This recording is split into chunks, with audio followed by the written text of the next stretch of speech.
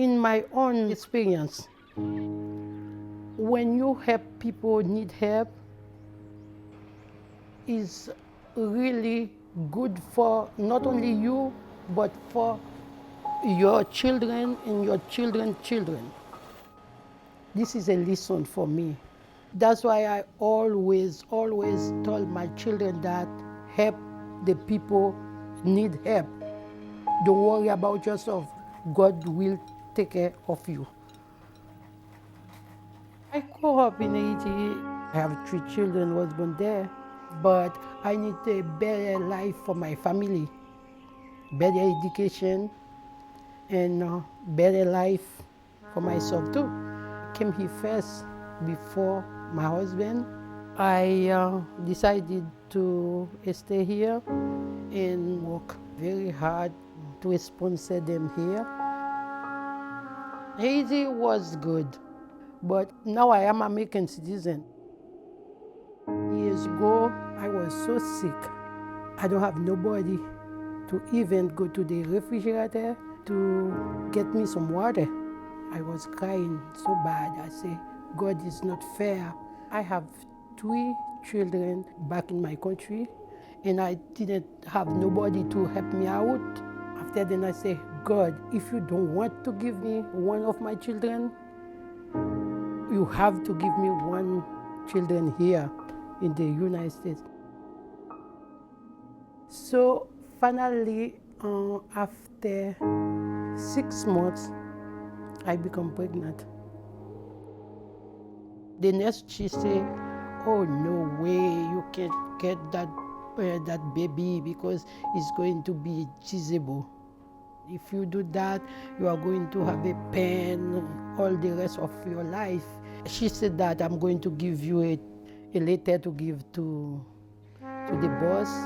You have to do abortion. And I told her that I was so angry about that.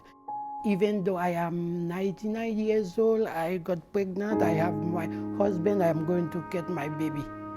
And so she saw that I decided to have Woody.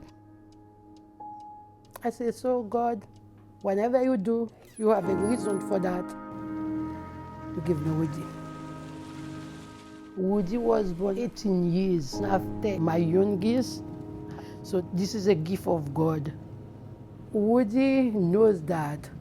I always share that with him. Now, look at him. He's stronger than me. God sent him here for a mission to help people.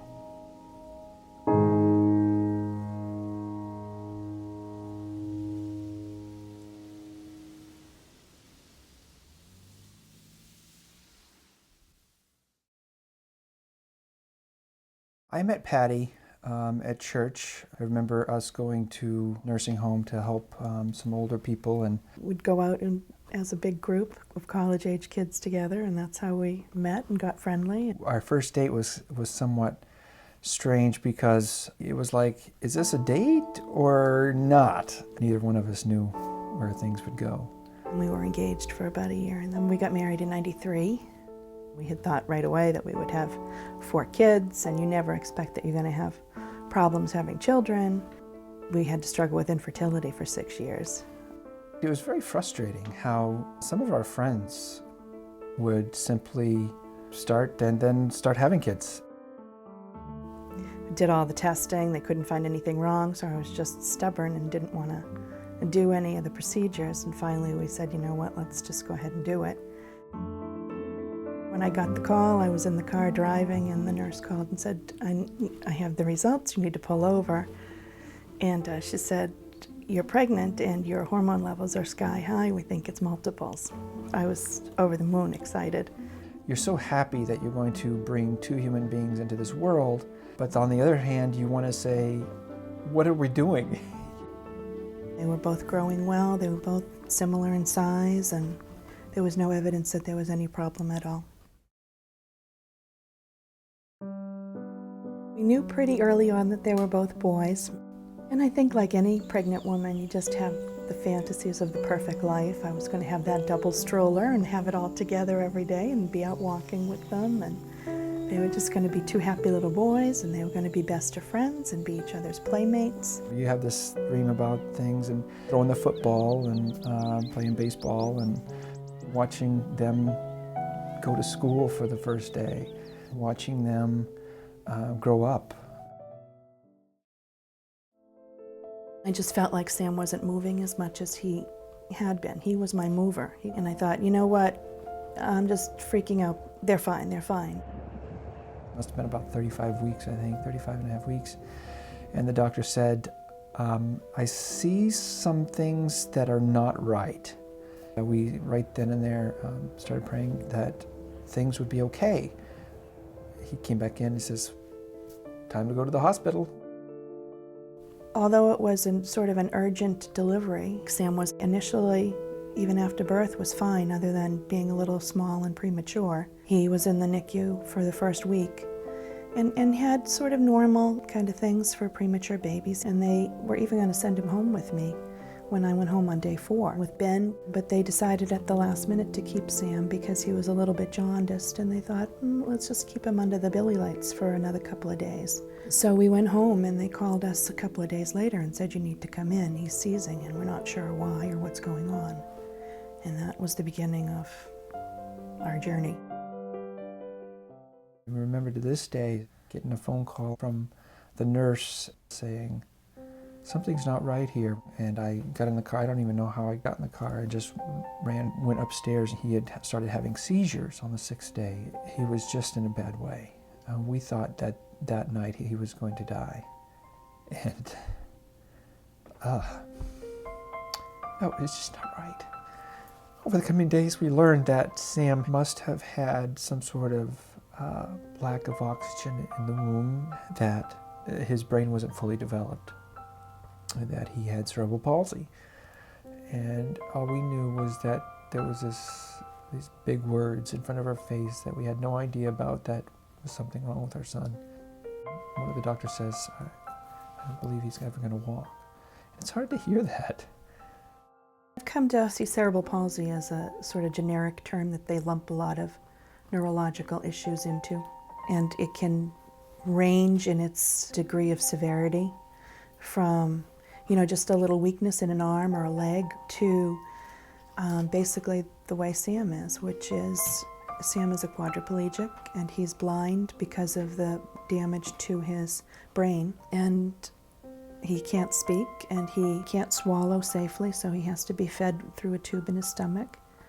And he has seizures pretty much daily. It's very hard those first days after we found out, and knowing that he was having all kinds of tests. They were taking spinal taps in a small baby. That hurt an adult, much less a baby. More tests. We know what's wrong. Let's not hurt him anymore. And he made it through. He survived. The kid's been through a lot.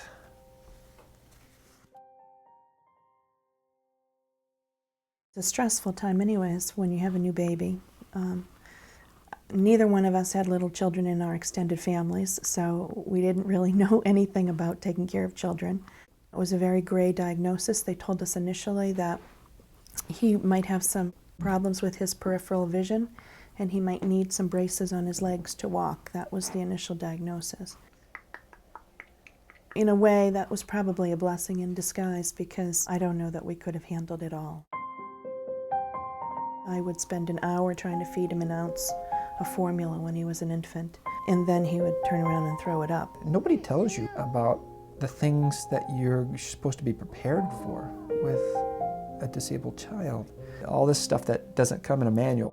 You go to the doctor, you have frequent visits when they're little, and the doctors judge everything by milestones. Are they holding their head up yet? Are they sitting up yet? Are they trying to stand? Are they crawling? And I had one right there that was making all those milestones. And then to look at Sam and see that he wasn't. They give you this chart to which milestone is he getting to? Not that one, not that one, not that one, not that one. And after a while, I refused to look at the chart. How do you try to come to grips with a child that is so disabled that you don't even want to think about his no future?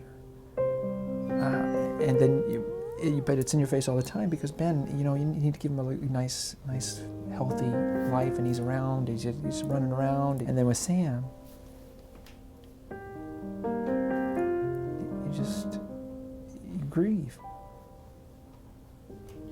As you're standing there in our hallway, you see Ben, after he started to walk, and goes up to the front door during the summer and puts his hand on the front door, looking out, wanting to be outside. And you look next to you where Sam is not ever going to do that. He's never going to wish that he could play outside. He doesn't know that outside exists. We didn't think to the future at all. We just were trying to get through each day. On a typical day, we get Sam up out of bed, change the dressing around his G tube, change his diaper, get him dressed, brush his teeth as much as he will let us, wash his face. And then I would just bring him downstairs, lug him downstairs. And we get him down on the cot, get his shoes on, get his coat on, and get him into the wheelchair, down to the bottom of the driveway where the school bus picks him up for school. He goes to a special school for severely disabled children. And at night, I would be bringing him upstairs. Hopefully he drifts off to sleep, and try to go to bed and get some sleep for ourselves before it starts all over again.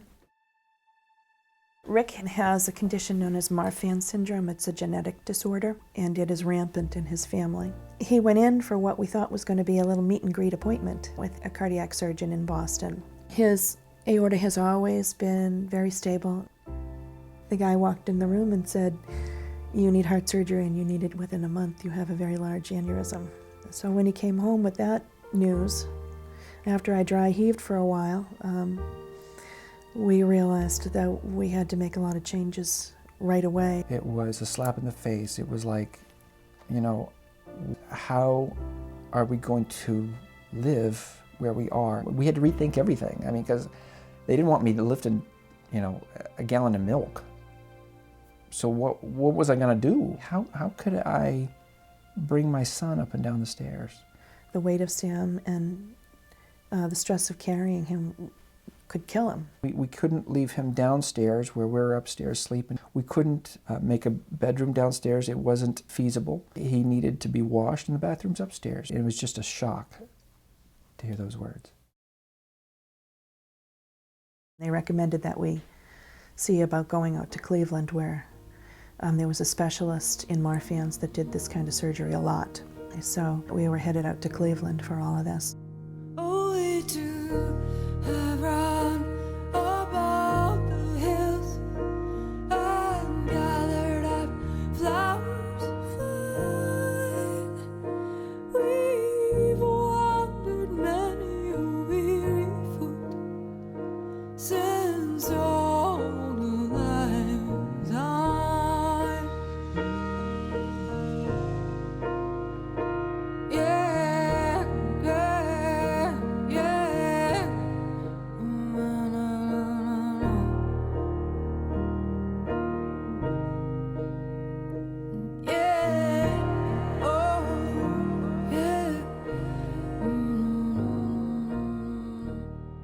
I was panicked as to what we were going to do as far as carrying Sam up the stairs. I knew that Rick absolutely couldn't do it by himself anymore. Patty called one person who never even got back to us, and I figured that was going to be typical. So I called our pediatrician, who knows everybody, and asked her, what could I do? Did she know of anybody?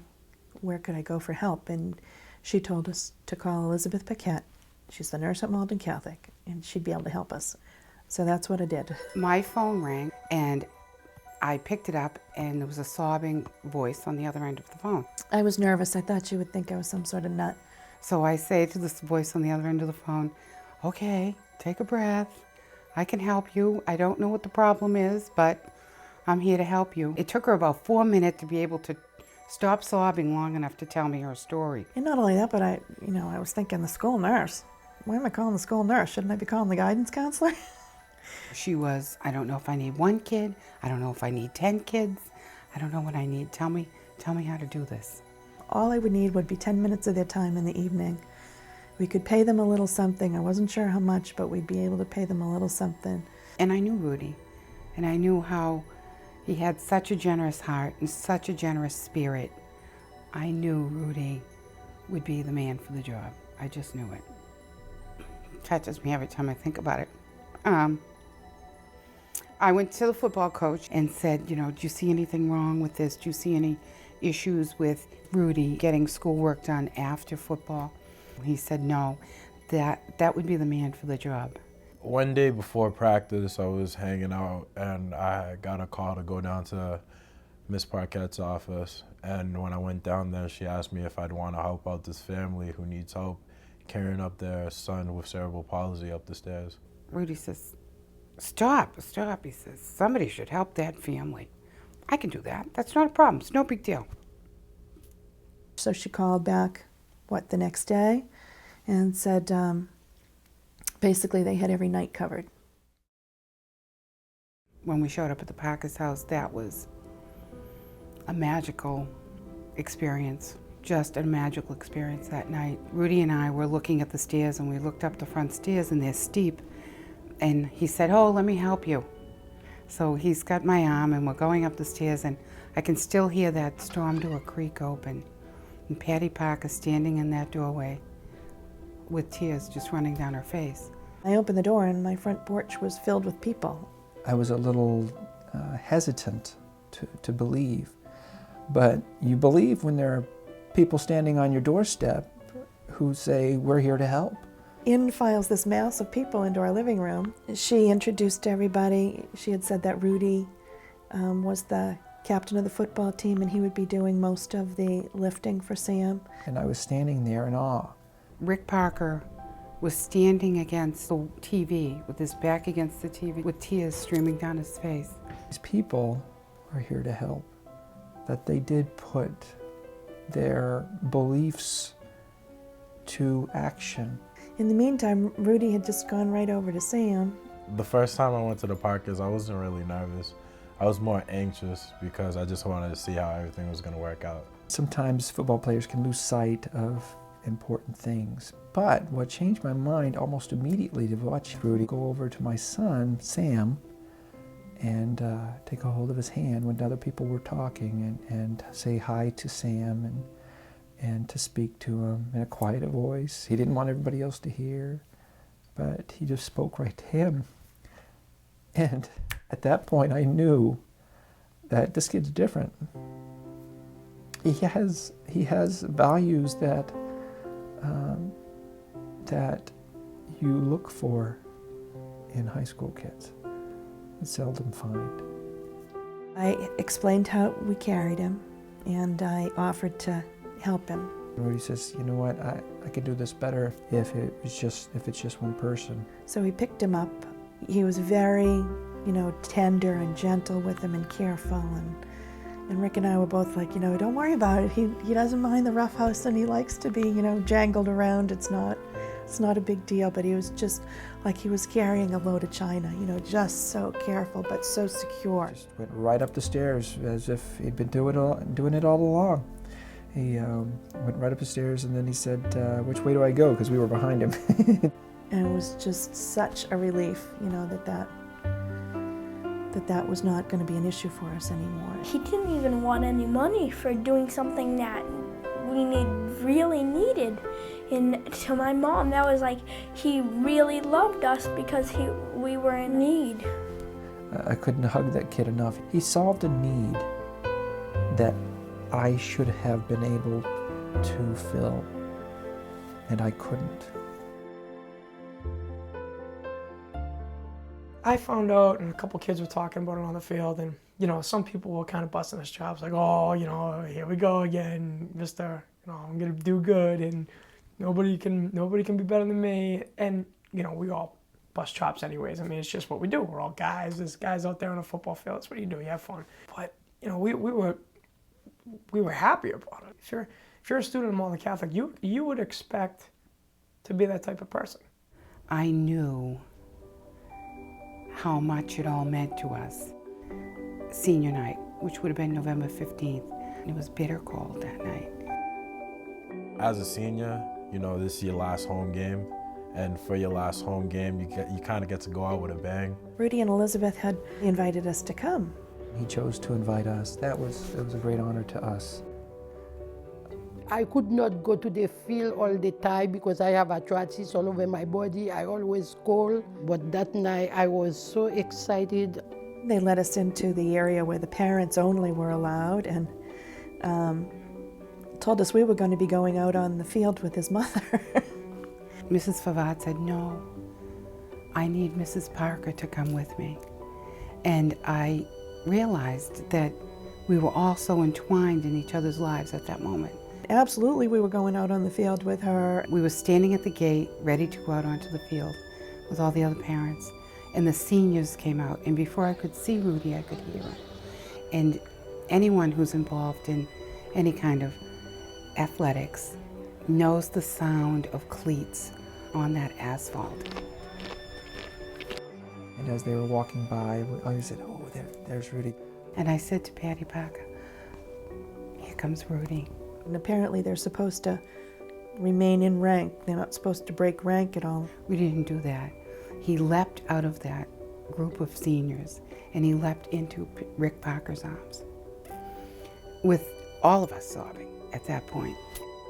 When I saw Rick, I was excited. I was excited to see everyone. I kind of had a moment when I saw him because I knew they were going to be there, but I wasn't really expecting it. He saw us and he came right over and gave me a hug. He gave me a hug. I felt so honored, and very unworthy. He just hugged us so hard because he loved us. To be able to see him again and to be able to say thank you, and thank you for getting us here to this point where I could be here. We got to go out on the field with him and be associated and say, we're with him. The moms were getting roses, and he had two sets. He had one set for his mother and one set for me. And it was just a very honoring experience. Now I feel like Woody has a second mother. Watching Rudy play football, it's like, regular people playing football, but seeing people that you kind of love playing it. They stayed in the cold for me. They watched our win in overtime. That was great. And that was a sweet victory. And as they walked out onto the field and they stood in the middle of that big football field all together for that big picture, it was wonderful. It was just a moment. He literally cares about everybody else before himself. And that's what a leader does, that's what a captain does, unselfish. In life, I remember my coach always used to tell me that the little things matter, and I guess this is just one of those situations.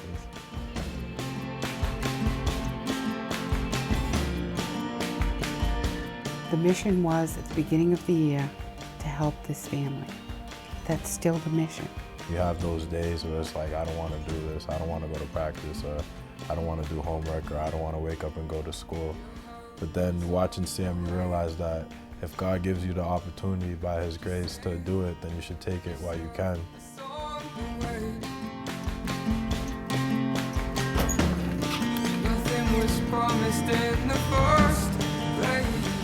Through these years, you see the loss that Ben has. Maybe that he doesn't see, but the loss of a brother that he could have had is hurtful to us. And through this situation, Ben has gained a brother. He's a big brother to me and Sam because he just saved our family. To say that Ben worships the ground Rudy walks on is an understatement.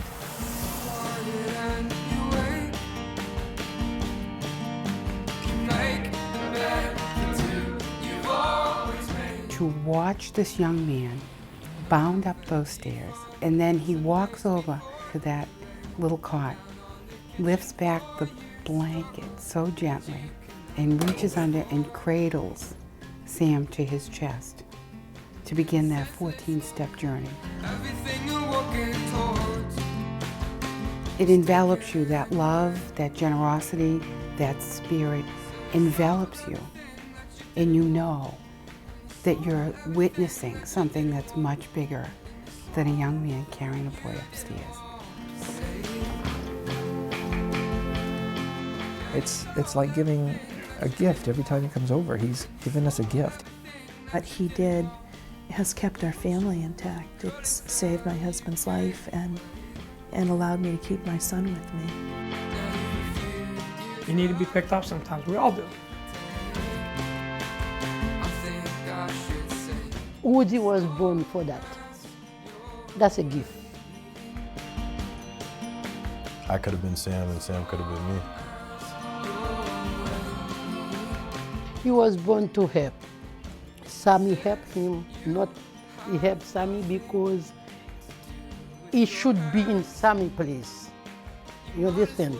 He's more than just a part of the family. He's so melded, he's so, I don't even know how the words.